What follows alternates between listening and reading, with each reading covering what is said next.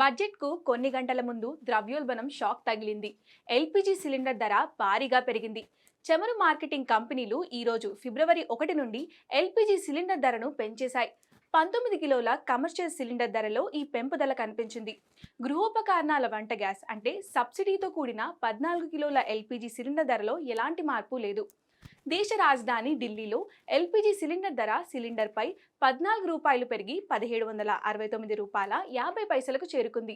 కోల్కతాలో LPG cylinder ధర 18 రూపాయలు పెరిగి 1887 రూపాయలకు చేరుకుంది.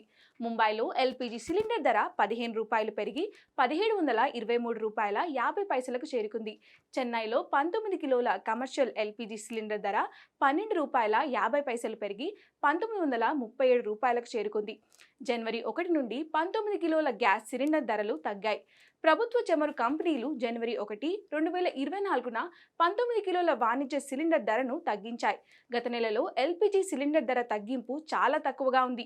దేశంలోని వివిధ నగరాల్లో జనవరిలో 19 కిలోల కమర్షియల్ ఎల్పీజీ సిలిండర్ ధర కేవలం 1.5 రూపాయలు మాత్రమే తగ్గింది.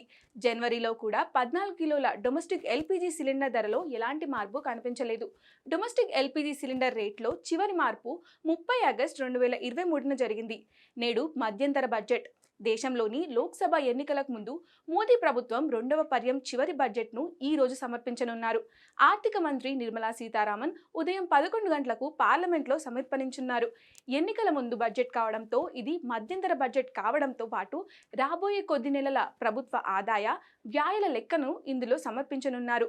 ఇది ఎన్నికల ముందు బడ్జెట్ కాబట్టి కేంద్రంలోని మోదీ ప్రభుత్వం సమాజంలోని ప్రతి వర్గాల ఆంక్షలను నెరవేర్చడానికి ప్రయత్నించవచ్చు.